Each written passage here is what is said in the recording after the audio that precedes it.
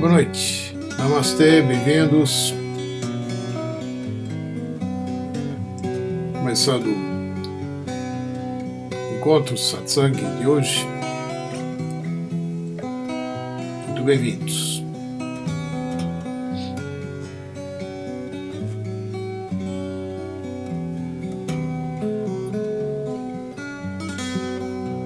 Namastê, bem-vindos.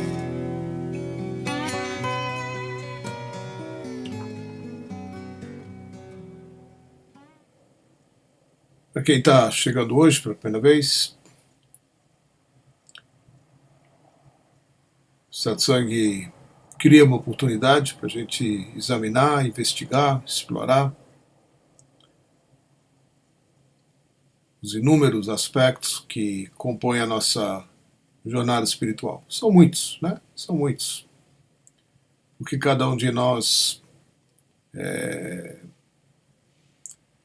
expressa um caminho muito pessoal, né?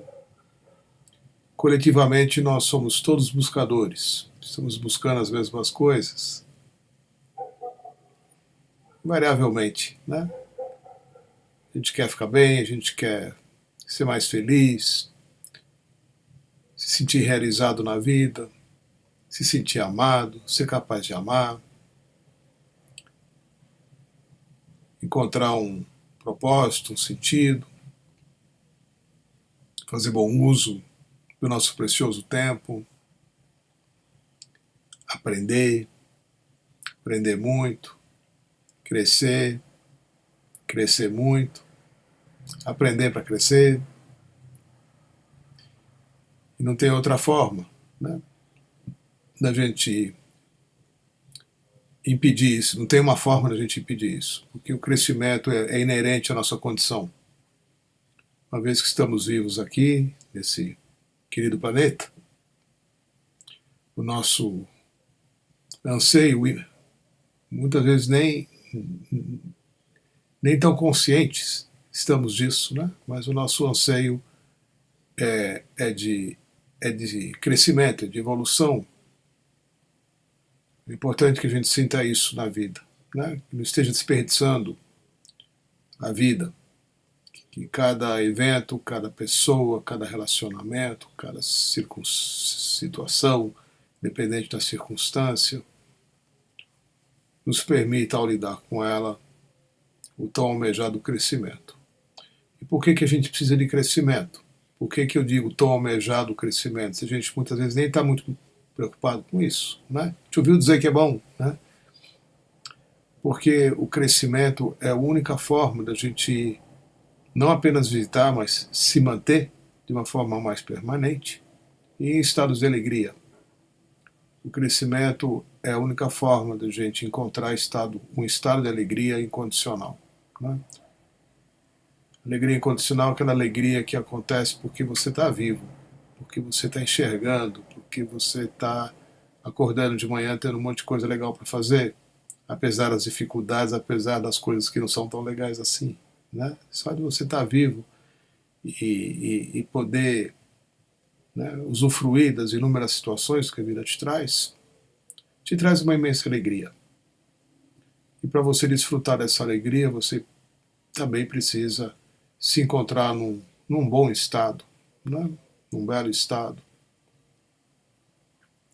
E esse estado, ele só pode ocorrer se você estiver num processo contínuo e constante de aprendizagem, aprendendo com tudo, aprendendo com as pessoas, aprendendo com as situações, aprendendo com as crianças, aprendendo com os animais, aprendendo com a natureza, aprendendo né, consigo mesmo, com as suas cabeçadas, com os seus tropeços, com os seus encontros também. Então, jornada espiritual, como eu estava colocando já logo no início, né, consiste em desfrutar de todos esses aspectos sem perder a noção, né, de que tudo que está te acontecendo compõe, faz parte da sua trajetória, faz parte da sua caminhada, e que na medida que você vai lidando com as situações complexas ou simples, não importa, o seu crescimento está assegurado, né? A gente costuma lembrar que não existe um lugar que a gente possa dizer, olha, cheguei, né? Agora estou num lugar legal, vou ficar por aqui, né? Alcancei meus objetivos, alcancei meus propósitos, sou uma pessoa que está em paz absoluta, isenta de qualquer conflito, e vou ficar por aqui, né? Não, né? As coisas não acontecem assim, é um pouco diferente. Quando você acredita que chegou num lugar assim, infelizmente você vai começar a decrescer. Porque no plano que vivemos, o crescimento, né, movido por ação, ou não necessariamente movido por ação, né, mas o crescimento que nos impulsiona a um constante movimento adiante, muitas vezes motivado pelo sofrimento, outras vezes motivado pelo legítimo, né, pela legítima sede de crescimento mesmo, de evolução, de expansão da consciência. Se a gente não nutre, né, não alimenta esse anseio natural, a nossa vida começa a perder o sentido. A gente começa só a, a, a, a ter um dispêndio enorme de energia resolvendo problemas que acontecem porque a vida reflete um pouquinho o estado que a gente se encontra, né? Então vejo como é complexo e vejo como é simples, né? Então o nosso encontro aqui já ocorre há algum tempo, né? Eu sempre lembro que, eu sei que você já sabe, mas quem está chegando hoje talvez não saiba, né? Existem cento e tantos encontros no YouTube respondendo perguntas, questionamentos que já foram colocados aqui. De vez em quando é bom visitar, né? Também é uma forma de você se estimular a olhar para coisas para as quais você talvez não tenha prestado muita atenção. Muitas das perguntas que são feitas aqui, que vêm no anseio de uma pessoa, podem ser algo que você também está acontecendo com você e você nem sabia que podia perguntar um negócio desse, né? De repente tem uma pergunta colocada, tem uma resposta, uma ou mais respostas, né, sendo dada e de repente aquilo que você sentia e mais né, não se dava conta, é explicitado por uma outra pessoa. Por isso que eu subo os encontros, por isso que eu os publico, para que possa servir também de fonte de crescimento para outras pessoas que assim como nós que estamos aqui, queremos seguir adiante em nossas vidas, queremos viver de um jeito mais legal, né? Mais pleno, mais completo, e com isso desfrutar também de novos estados, né? Porque a vida vai nos trazendo novidades, né?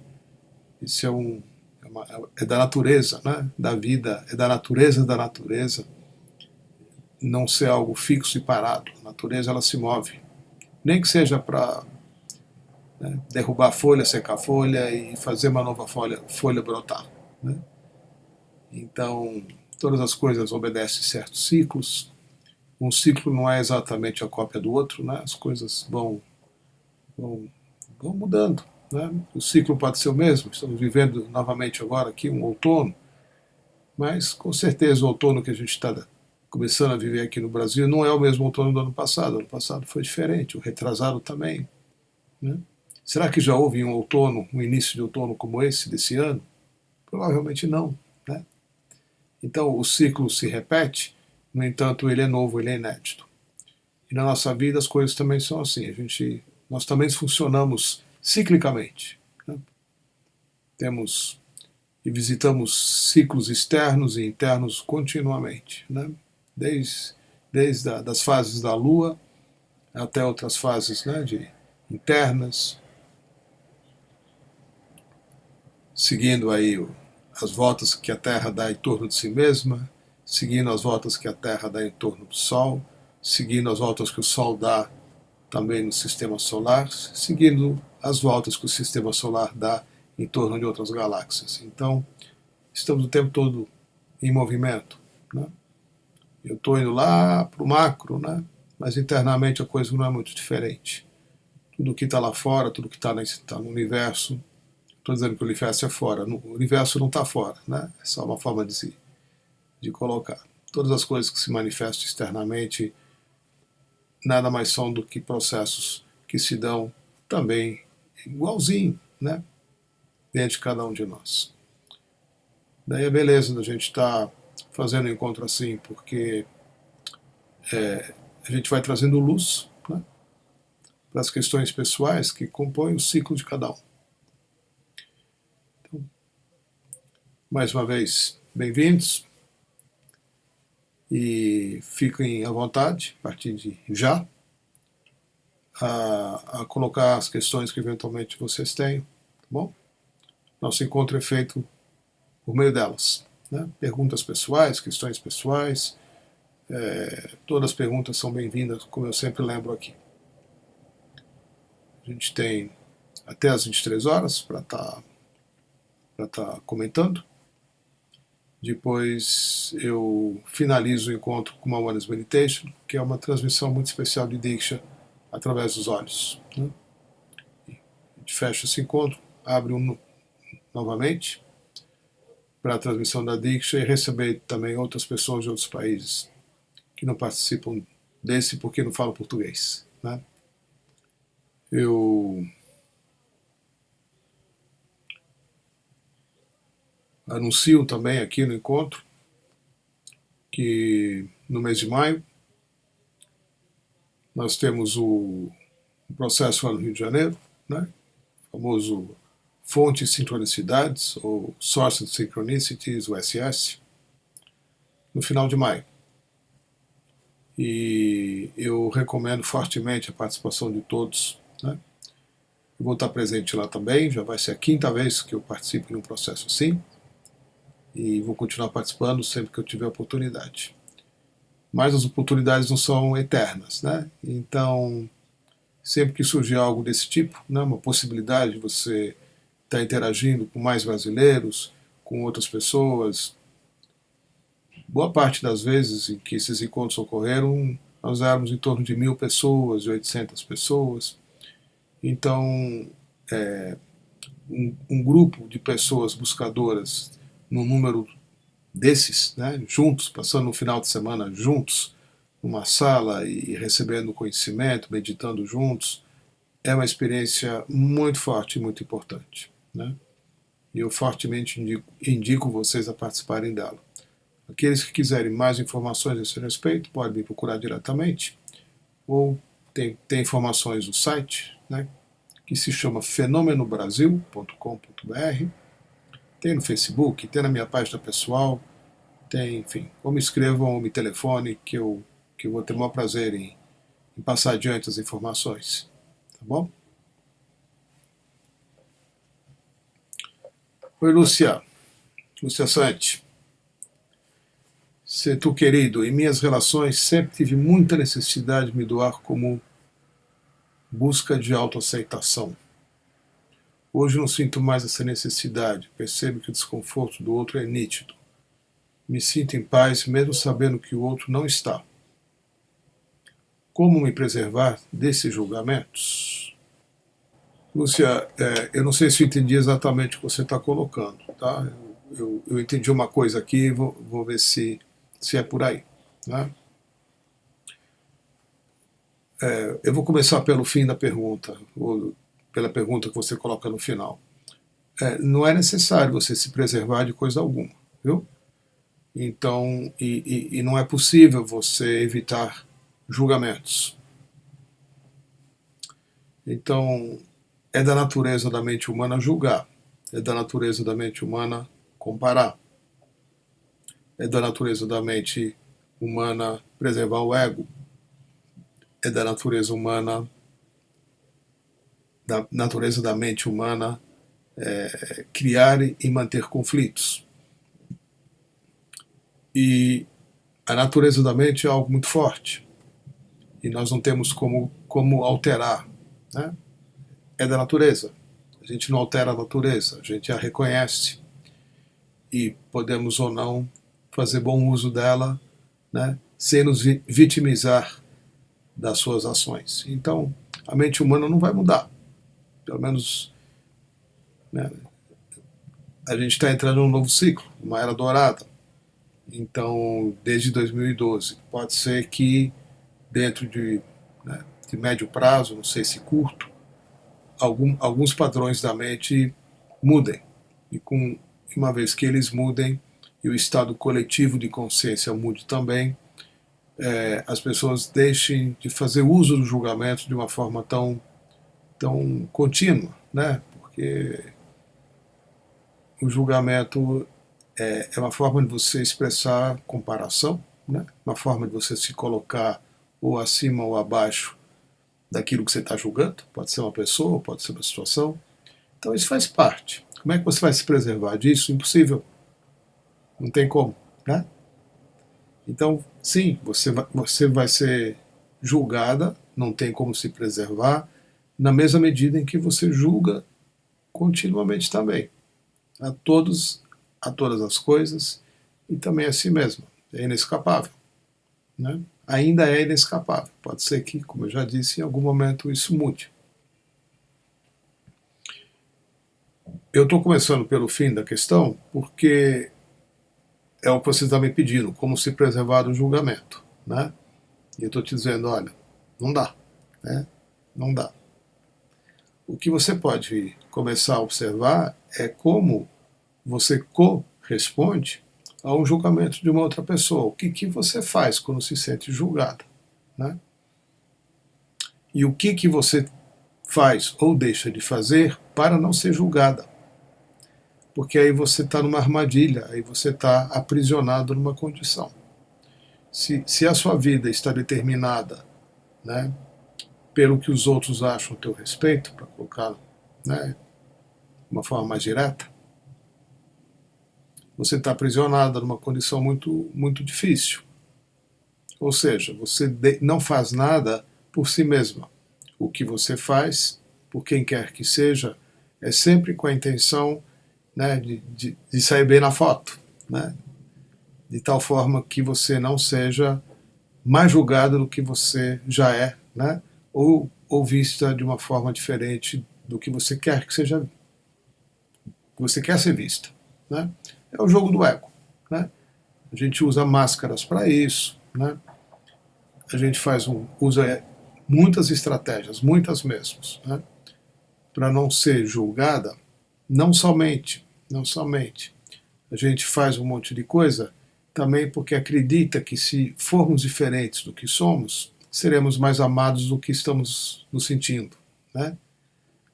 É o famoso tornar-se, né? Você se torna algo diferente de quem você é, não agindo em correspondência com a tua verdade, né? Com a tua integridade, com o teu coração, para que o outro te aprecie e te ame, te dê afeto, porque você acredita que se não for dessa forma, o amor não fluirá para você, né? Então, isso a gente aprende de criança, né? São armadilhas das quais a gente tem que se libertar. Eu não sei se é exatamente o que você está me perguntando, mas foi como eu entendi a questão, né? Vou ler de novo até. Nas minhas relações, sempre tive muita necessidade de me doar como busca de autoaceitação. Então, eu entendi direito, né? É isso que você está colocando. Se doar é o quê? É você abrir mão de si e agir em função do outro para que você possa se sentir melhor consigo mesmo. Esse é um outro jeito de dizer o que eu acabei de descrever aqui, né? Então, há um trabalho a ser feito, né? Porque a autoaceitação,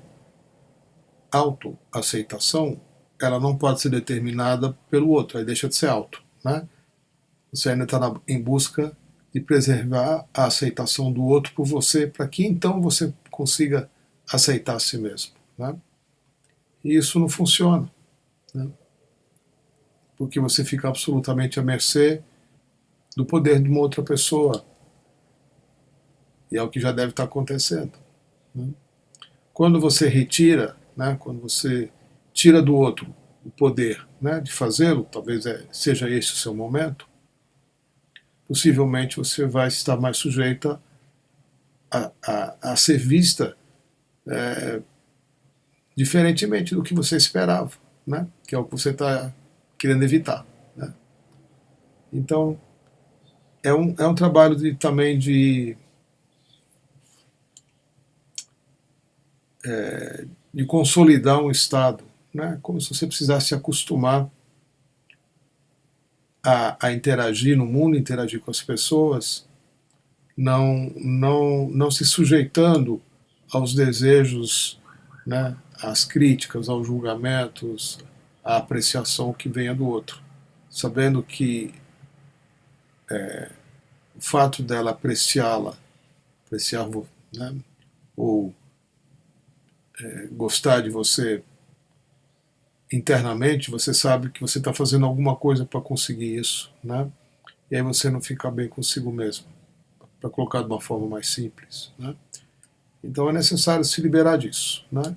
Não é fácil não, eu sei, né? Porque quando a gente deixa de fazer uma série de concessões, que é a palavra que a gente dá mais precisa para isso, né? Fazer concessão é abrir mão da sua verdade, né? Se tornar uma pessoa mais política e para satisfazer a vontade do outro e com isso receber algo em troca, né? Para muitas pessoas isso é uma coisa aprendida na escola. Você deve pensar no outro, no bem-estar do outro, né? Em agradar o outro, né? Muitas vezes começando pelos próprios pais, né? Fazer sacrifícios, né? Não causar problemas, né? Pelo contrário, procurar estar sempre pensando no bem-estar dos demais e não no seu próprio, porque isso é egoísmo, né? Isso é aprendido, né? Não que esteja errado, mas tem suas consequências, né? Se você está buscando viver em estados de alegria e de felicidade, essas coisas precisam ser examinadas, porque possivelmente o esforço que você faz para ser bem vista pelo outro, para ser aceita, né, aceita pelo outro e, consequentemente, se autoaceitar, vai te causar muito sofrimento. Possivelmente já vem causando, né? Então, a busca disso é importante, viu, Lúcia? A busca da liberação dessa condição não é fácil, né? E exige muita energia, porque sim, né, em certos momentos as pessoas vão dizer, olha, não gosto de você não, né, não gosto do que você faz, né, e você, ao ouvi-lo, né, vai ter que abraçar isso que você está ouvindo, né, e não é fácil, eu sei que não é, mas é por aí, tá bom, Lúcia? Oi, Fábio. Boa noite. Houve uma migração natural de discípulos do Osho para se tornarem discípulos de Bhagavan? Pergunto porque estou há pouco tempo no movimento da Oneness, sou DG há 2 meses mais ou menos, e conheço 2 trainers que eram discípulos do Osho. Não, Fábio, não houve migração nenhuma, viu? Na verdade, nós somos centenas e centenas e centenas de trainers, né? E destes, né, aqui no Brasil deve ter alguns, né? Eu sou um deles, mas tem mais alguns que foram ou são discípulos do Osho, né? Mas são poucos, viu? São poucos. Então, mesmo trainers de outros países, né, nas vezes que eu tive oportunidade de interagir com outros trainers de outras partes do mundo, em cursos e tudo mais, eu conheci um ou outro, né, que era sannyasi do Osho, né, discípulo do Osho. Então, são caminhos diferentes, né? A forma como o caminho que o Osho conduziu, né, a comunidade dele é muito diferente da forma como a Oneness faz, né? Mesmo porque o Osho tinha um ashram e a Oneness nunca foi um ashram, né? E é uma escola que também já vem passando por mudanças bem radicais. Então, são coisas muito diferentes. O que você pode eventualmente encontrar em comum, né, são pessoas que estão buscando uma relação com o mestre, seja lá na forma como ele se manifeste, né? Então, o Osho foi um mestre vivo, né? Continua sendo, mas foi um mestre vivo para muitos de nós. E depois que ele deixou o corpo, muitos sentiram necessidade de encontrar, né, de dar seguimento na sua caminhada, como eu mesmo, né? E por que não sendo nutrido, guiado, né, no processo de crescimento por uma nova escola, né? Uma não exclui a outra. Uma não tem nada a ver com a outra, mas uma não exclui a outra, né? E ao mesmo tempo eu sinto muita coerência nos processos, né? Então, o que eu aprendi e aprendo com o Osho, né? Que eu ainda tenho muito a aprender com ele, muito mesmo, né? Eu continuo aprendendo também na ONU Academy, talvez usando uma linguagem diferente, talvez fazendo uso de técnicas de meditações diferentes, mas o efeito, né, o resultado que eu venho encontrando é muito semelhante, né? Então, há diferenças, no entanto, há uma similaridade no propósito, né? Que é onde eu me encaixo, assim como outros trainers que são discípulos do Osho também, né? Tem alguns aqui no Brasil, né? Tem alguns aqui no Brasil. Não são todos, não. São alguns só. Tá bom, Fábio? Oi, Célio Ferreira Rosa. Se tu, querido, por favor, já tem alguns anos que fiz um ritual onde parecia ser uma energia do bem. Usava apenas água, visualização de um símbolo. Nele tinha oculto um pentagrama. E não sei o que pedia para ter bons pensamentos. Não fumar, usar outro tipo de drogas. Resumindo, algo lindo que tive eficácia. Uma energia muito forte, uma inteligência fora do comum. Parecia que eu brilhava. Isso era algo que as pessoas percebiam. O problema é que depois de alguns dias apareciam situações onde eu ficava com uma energia maligna, vontade de explodir tudo, matar a pessoa. Mas aconteceu várias coisas onde eu sou super bem, em que eu sou super do bem. Tinha pensamentos do mal. Na Diksha, o meu divino é do bem.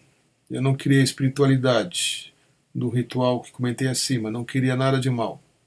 Me afastei e voltei, aconteciam as mesmas coisas. Hoje veio esse pensamento novamente. São dois lados nesse ritual que não tem nenhuma ligação com a Diksha, óbvio. Tem essa espiritualidade que gera um brilho fora do comum e uma inteligência de gênio?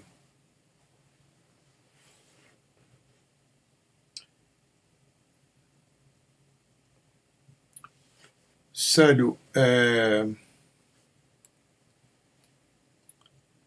isso você tá,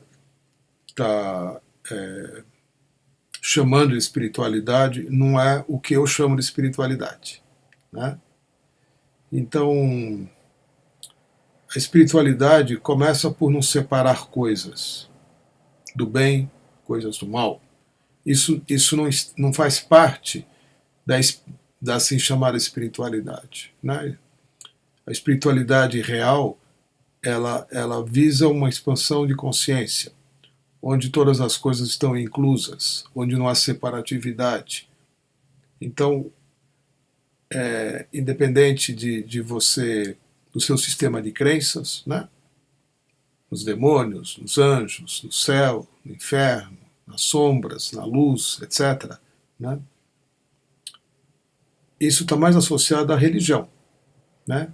A um caminho de onde forças opostas muitas vezes estão se confrontando, né? Espiritualidade significa que você, como ser humano, está crescendo. Como eu comecei a falar aqui hoje, né? Comecei a falar em crescimento. Então, espiritualidade que me interessa, né, é aquela em que eu me torno uma pessoa melhor do que eu era antes. E a forma de eu mensurar isso, saber se eu estou me tornando de fato uma pessoa melhor do que eu era antes, né, é como a minha vida acontece, né? Se eu tenho mais prosperidade material, né? Se eu vivo em estados de abundância, se meus relacionamentos são fluidos, se eu tenho menos conflitos com as pessoas, se os meus projetos de vida se realizam, né? Se eu tenho bons amigos, se eu sou querido pelos meus amigos, né? Se eu sou uma pessoa que traz coisas boas e recebe coisas boas como um movimento contínuo. Para mim, espiritualidade não pode ser nada diferente disso, né? Então, fazer uso de visualizações, muitas vezes é algo mais associado à magia, né? E magia não tem nada a ver com espiritualidade, né?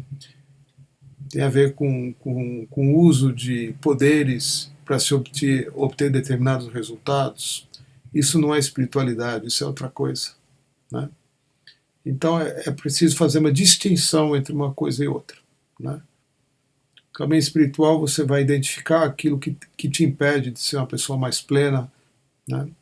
E com isso se tornar, como você almeja, uma pessoa mais luminosa. A luminosidade, né, nesse sentido, ela vem porque você tem uma aura mais energizada pelo fluxo, né, da energia Kundalini, né, pela abertura do seu coração, pela abertura do seu sétimo chakra. E mesmo que você faça yoga, faça uma série de coisas para que isso aconteça, a luminosidade ela vem como uma expressão de um estado no qual você se encontra de uma forma permanente. Não é uma coisa que você acorda um dia luminoso e no dia seguinte a luz apagou, né? Não é assim, né? A luminosidade é porque você como pessoa, né, desapareceu e o que se manifesta através de você é presença divina. Então a luz não é sua, né? A luz não te pertence, né? O que se manifesta através de você, à medida que você tem espaço para isso, é presença divina, né? E essa luz ela é fortíssima, né? E ela está sempre presente.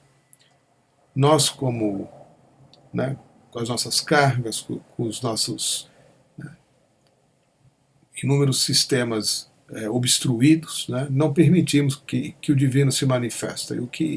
E o que impede isso de acontecer é o nosso ego, né? A necessidade de ser alguém, ou como também gostamos de chamar, né, é o self, né, o pequeno eu,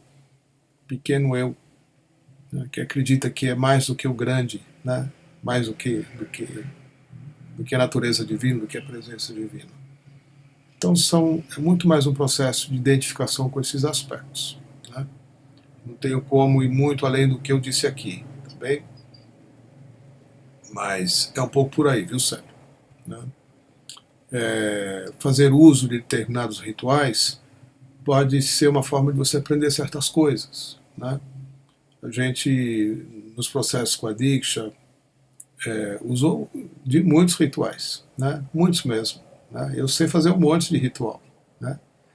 Agora, para que servem os rituais? Servem para me ajudar a expressar o meu amor pelo divino, né? Que seja por meio de uma oferenda, ou de um canto de um mantra, ou de alguma prática semelhante, né? Mas é por meio de abertura do coração, né? Por meio da devoção, por meio do reconhecimento do que eu sou pequeno, né? Buscando algo no grande, né? Não fazendo exercícios de poder pessoal, muito pelo contrário, né? Então, para que essa relação seja de fato um caminho espiritual, tem que ter muita humildade, né? Muita humildade, né? E muita percepção de que você não tem poder nenhum, né? Que isso é tudo fantasia, e que esse poder que você exerce, né, por meio de rituais mágicos é algo muito pequeno, né? Que não tem nada a ver com espiritualidade, é outra coisa, tá bom? Tem mais um comentário seu aqui, né, Célio? O conselho da CIDA aqui em Brasília foi para me afastar, e já tem anos que me afastei. Estou fazendo a prática dos 11 dias do curso Prosperidade, que é lindo. No entanto, hoje isso veio muito forte. O ritual de prosperidade, né, que inclui um ritual também, né, sempre é no sentido de você buscar conexão. Porque tudo que você está buscando, Célio, na sua vida, não está acontecendo porque você perdeu a conexão, é só isso. Né? Não é uma questão de se afastar, ou, né? Pelo contrário. Pelo contrário. Talvez existam certas coisas que não te sirvam, só isso. Né? Agora, não dá para você jogar em todos os times. Né? Você tem que ter uma visão clara do que você espera para si, né? E buscar na fonte certa, né? Buscar onde tem. Né? Buscar onde tem. Não adianta, e certas coisas você vai ter que deixar para trás. Né?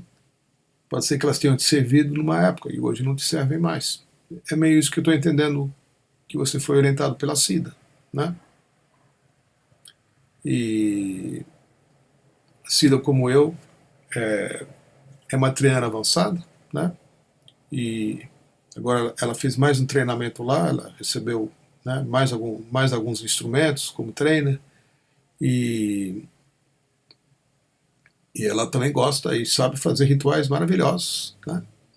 Mas sempre com a intenção de fazer com que você se conecte, né, com a presença, né, com a luz superior, com a consciência superior, com o seu divino, o nome que você queira dar. Né? Não existe ritual para outra coisa. Todos os rituais fazem uso de meios talvez um pouco diferentes, né? Um canto, um mantra, né? Um processo no fogo ou não, um processo pela água, o que seja. Né? Você fazendo uso dos elementos da natureza para te reconectar com uma natureza maior. Né? É para isso que servem os rituais. E porque nós também, inconscientemente, temos uma linguagem de falar com Deus que se dá por meio dos rituais de uma forma mais eficiente do que por meio das palavras. Então o ritual também é uma língua que se fala, né? Uma língua sagrada. E deve ser usado com muito respeito, deve ser usado dessa forma. Não com a finalidade de intensificar algum tipo de poder pessoal que obviamente não tem nada a ver com luz. Né? Muitas vezes a nossa busca, né, de querer ser luminoso se torna também um impedimento. Né? Então o coração tem que estar envolvido e a gente também deve reconhecer a origem daquilo que a gente quer. Né? Eu conheci muita gente no assim chamado caminho espiritual que estava no caminho espiritual como uma forma de adquirir mais poder pessoal. Né? Entende que espiritualidade é um caminho para o poder. Né? E é claro, né, que de luminoso aí não tem nada. Né? Pelo contrário, a pessoa acaba se perdendo, né? Se perdendo de si mesma e se desconectando cada vez mais. Então eu entendo que quando a Cida fala, né, se afasta, né, dessas coisas, né, escuta, né, faz sentido.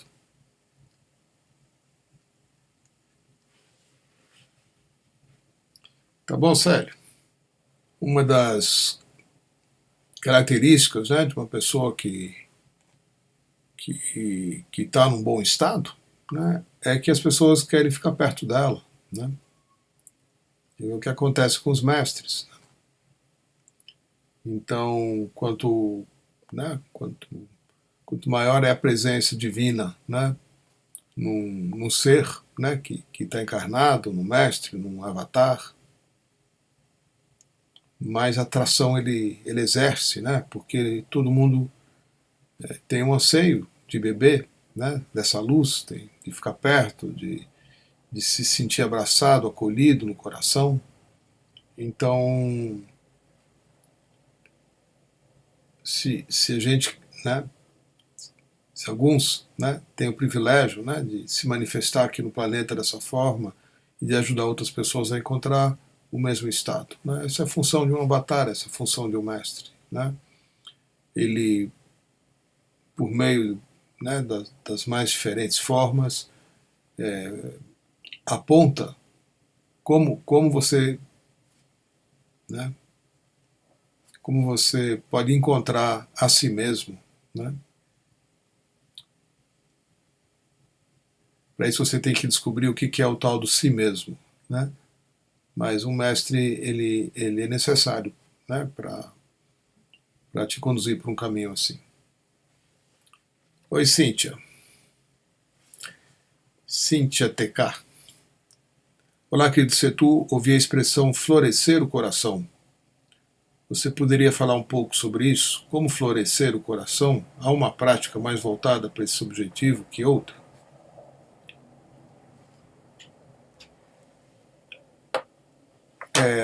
Quando a gente usa a expressão florescer o coração, estamos nos referindo, talvez de uma forma mais específica, ao Anahata, ao nosso quarto chakra. Como sabe, nós temos sete centros mais importantes. Nós temos outros, né? Mas temos 7 centros de energia que são os mais fundamentais do nosso sistema energético, né? E cada um deles desempenha o seu papel, cada um deles tem a sua função, e nós temos uma energia vital, a qual damos o nome de Kundalini, que flui através dos nossos inúmeros centros de energia, né? Mas, como nós somos pessoas que por meio de cargas, de condicionamentos e, enfim, de inúmeras condições, o que vai acontecer é que a nossa energia não consegue fluir da forma como pode, né? Como deve. Então, o que acontece é que nós vivemos coletivamente em estados de consciência muito baixos, né? Justamente porque a energia dificilmente, nossa energia vital, dificilmente sobe além do terceiro chakra, né? Sobe, mas muito pouco, né? Temos questões fortes nos chakras inferiores, né? Primeiro chakra, questões de sobrevivência, de como viver no mundo, né? Segundo chakra, mais ocupado, vamos dizer assim, né? Com as questões dos nossos relacionamentos, especialmente com outras pessoas. No terceiro chakra, temos presente, né, de uma forma assim forte, o nosso medo, né? E esses temas, que são temas básicos da vida humana, fazem com que a nossa energia permaneça mais concentrada nos 3 primeiros chakras, né? Então ela sobe, ela se move acima, mas de uma forma muito tênue, né? Quando começamos a fazer um trabalho de busca espiritual real, né, o que vai acontecer, incluindo aí o uso de técnicas, né, de meditação, de yoga, etc., o que vai acontecer é que nós vamos facilitar que a energia Kundalini se mova livremente e flua para os demais chakras, né? Ou seja, né, deixe de ficar tão concentrado no primeiro, segundo, terceiro chakra e chega ao coração, vá além do coração, né, vem ao quinto chakra, o sexto chakra e finalmente ao chakra da coroa, que é por onde a gente se conecta com o universo, né, com o divino, com Deus. Então, em pouquíssimas palavras, de uma forma muito superficial e resumida, é mais ou menos isso, né? Florescimento do coração significa que a sua energia está começando a mexer no seu quarto chakra, que se chama Anahata, né, em sânscrito. E o Anahata, quarto chakra, ele está acima de 3, né, e abaixo de outros 3. Então nós temos temos o quarto chakra exatamente no nosso centro. Eu costumo dizer que o quarto chakra é a nossa casa, né? É onde a gente deveria morar, né? Mas a gente está fora de casa. Por que a gente está fora de casa? Porque a gente está na mente. Quando a gente começa a receber a Diksha, eu lembro sempre disso, né? A Diksha é uma jornada da mente para o coração. Ou seja, de um estado de conflito, né, para um estado de unidade. O estado de unidade ele só pode ser experienciado e vivenciado no quarto chakra, no coração. Então o florescimento do coração é a base do caminho espiritual. Pouca gente lembra disso, né, ou fala dessa forma, né, mas a nossa inteligência ela reside no coração, não é no intelecto, não é na mente. Né? Muita gente acha que é na mente, que a mente é inteligente. Não, a mente, claro, sim, a mente é inteligente, mas o coração é muito mais. Né? Por quê? Porque o coração ele não é dual, ele não considera os dois lados de uma história, ele não está dividido na lógica, né? Na ambivalência das coisas. Então, o fluxo de energia ele é direcionado de uma forma muito direta. Né? O fluxo da consciência se dá de uma forma sem obstáculos, sem perda de energia, porque né, sempre que você está no estado de conflito, quando dois ou mais lados de uma questão ficam presentes, se perde muita energia na resolução de um conflito assim. E é assim que a nossa mente trabalha. Né? Todo mundo sabe disso. Quando você começa a experienciar um florescimento do coração, que é resultante né, de uma mudança de estado de consciência, você vai ver que você vai ficando muito mais inteligente. Além do que, a sua energia ela fica, vamos dizer assim, ela fica disponível com mais presença, mais fortemente para você lidar com qualquer situação da sua vida, porque não tem conflito. Você simplesmente sabe o que você tem que fazer, vai lá e faz. Né? Ou não faz. Né? Ou toma uma decisão, sempre movido por uma guiança interna, sempre em sincronia, em sintonia com uma consciência superior. Então, o florescimento do coração é um tema amplo, viu, Cíntia? Não dá para. Estou falando meio rapidinho aqui, não é uma coisa assim a ser colocada em poucas palavras, né? Porque é um processo de vida, né? Do buscador espiritual. Os místicos enxergam o florescimento do coração realmente como um florescimento, que se dá por meio de pétalas, né? Assim como no nosso chakra da coroa também, que tem a flor de lótus como representação. Né? Então, eu conheço, não, eu ouvi falar né, de uma mestra americana que é capaz de contar quantas pétalas do seu coração estão em florescimento. Né? Ela tem essa capacidade de visualizar esse tipo de coisa, né? Porque tem uma visão mística. E eu achei muito interessante, né? Porque não é só uma metáfora, né? Florescimento do coração. Não, é um fenômeno que se manifesta dessa forma fisicamente, né? Falando do coração energético, né? Falando do quarto chakra. O nosso coração físico, né? Ele está relacionado com o coração, com o quarto chakra, né? Ele corresponde, ele é um órgão vital, né? Mas quando estamos falando do quarto chakra, estamos falando do chakra cardíaco, né, do Anahata. E para quem tem a visão mística, ele pode ser visto como algo que na medida que expande, né, ele vai mudando de cor. Ele tem essa qualidade de ter duas cores. Né? Ele tem uma cor mais associado ao verde. Né? O quarto chakra ele é verde.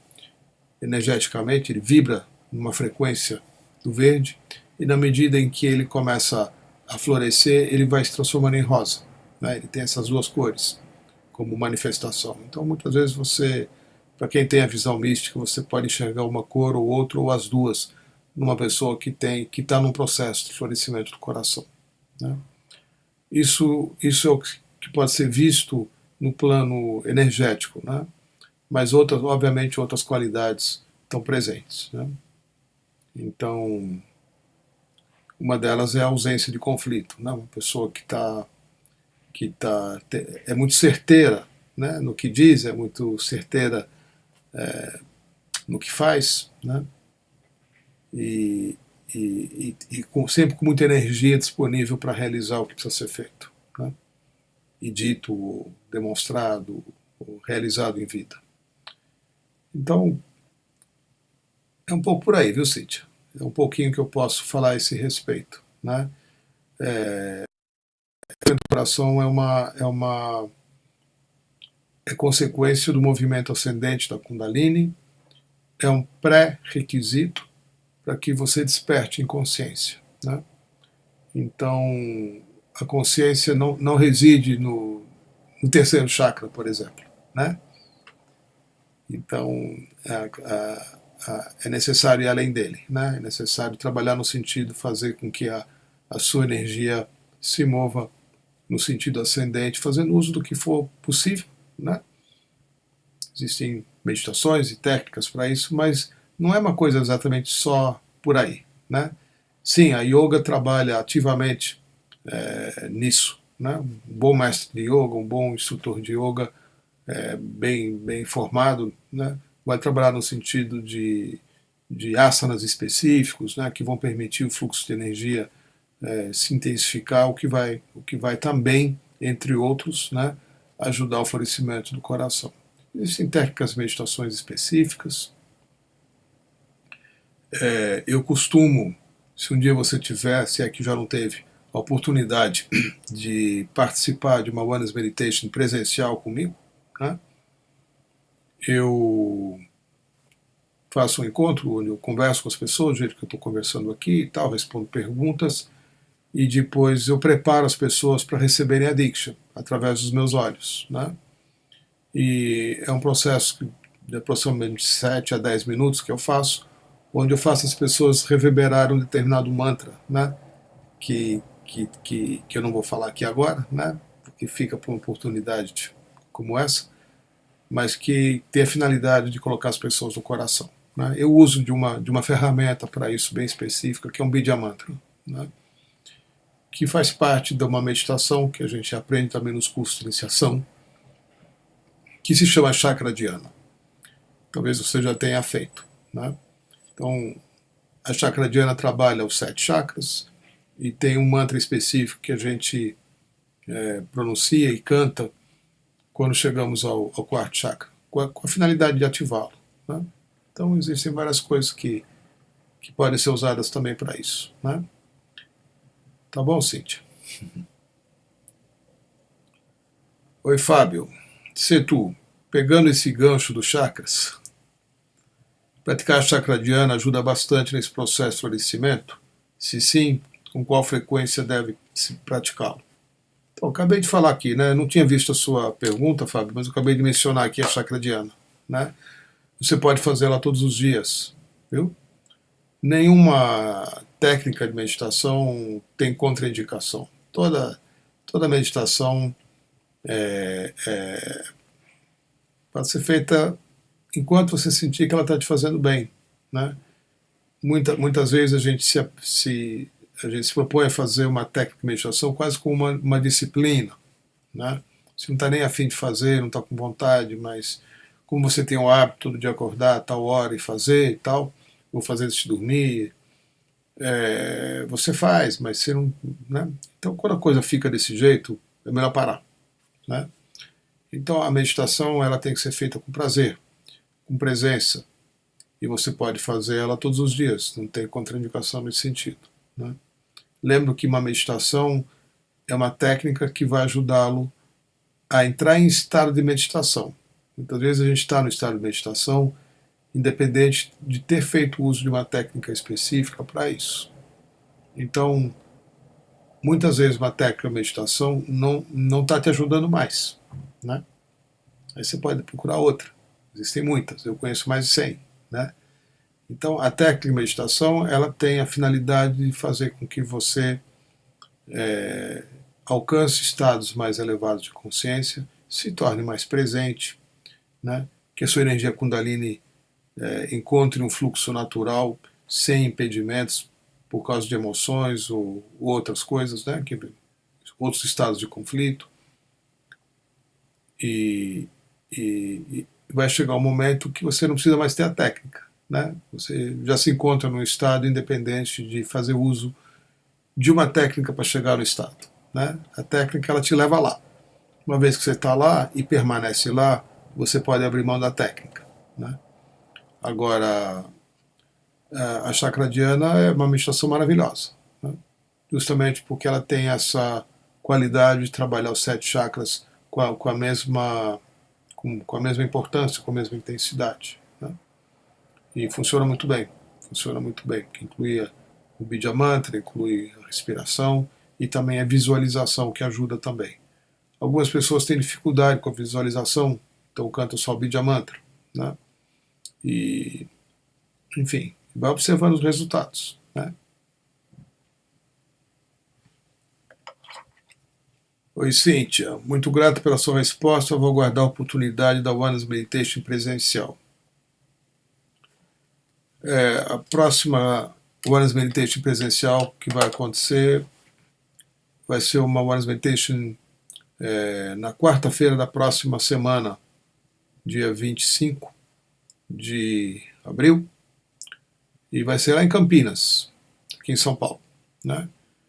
E uma das coisas legais que vai acontecer é que ela vai ser dada por 3 meditadores juntos, né? Então, vai ser com a Narayane, com a Alessandra Giordano e comigo. Vamos estar os 3 fazendo simultaneamente uma Oneness Meditation presencial. Mesmo assim, eu costumo fazer esse trabalho de preparação antes, né?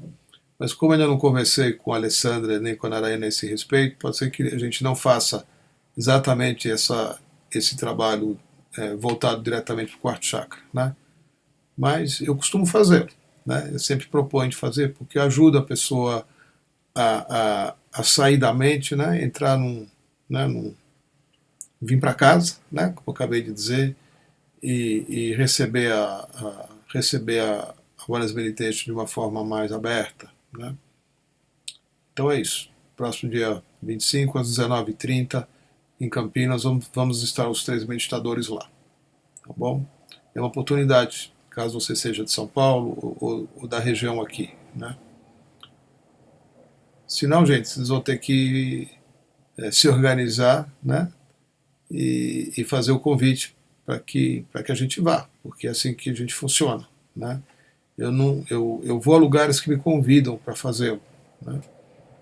E não precisa ser um lugar incrível, nem precisa ter centenas de pessoas, né? Mas tendo um bom grupo de pessoas interessadas e alguém que faça o esforço para fazer acontecer, eu me desloco aí, eu e os outros meditadores, né? A gente viaja muito, sempre a convite, né? A gente vai para tudo quanto é lugar aí para fazer a honra, até para fora do país também. Eu fui várias vezes, né? Mas tem que ter gente convidando, tem que ter gente querendo que a gente vá e organizando um espaço, um lugar, né? E convidando as pessoas, etc. E a gente vai. E a honra presencial é uma coisa muito forte, né? É muito lindo e muito forte, porque permite às pessoas terem um contato direto com a presença divina, ao vivo, né? E sempre é uma experiência inesquecível. Então, é a minha atividade principal, né? Coisa que eu mais gosto de fazer, é oferecer o Oneness Meditation. Então, se você tiver vontade, tiver oportunidade, tiver os meios e, enfim, tiver a motivação para fazê-lo, é só chamar que a gente vai, tá bom? Então eu vou me preparar agora justamente para fazer uma Oneness Meditation online, tão presencial quanto, né? Porque a gente está aqui, só que fisicamente estamos separados aí por um mundo virtual, mas a energia ela vai fluir da mesma forma. Então, pontualmente, daqui a uns 10 minutos eu estou reabrindo novamente a sala. Vocês usem esse intervalinho aí para se preparar também. Ela tem duração de 21 minutos, então 15 para meia-noite já terminou. E aí você relaxa depois da melhor maneira que você puder. Se não puder ficar até o fim, não tem problema, tá bom? Mas eu insisto que todos recebam a Diksha, tá? Depois desse encontro, pelos temas que foram falados aqui, pelos assuntos abordados, pelas questões colocadas. Gratidão por elas, né? Sempre ótimas perguntas, mas não deixem de receber a Diksha agora no final, tá bom? Eu só não sigo direto aqui, porque a gente recebe pessoas de outros países que não falam português para participar também, tá bom? Gratidão pela presença, namastê, até daqui a pouco.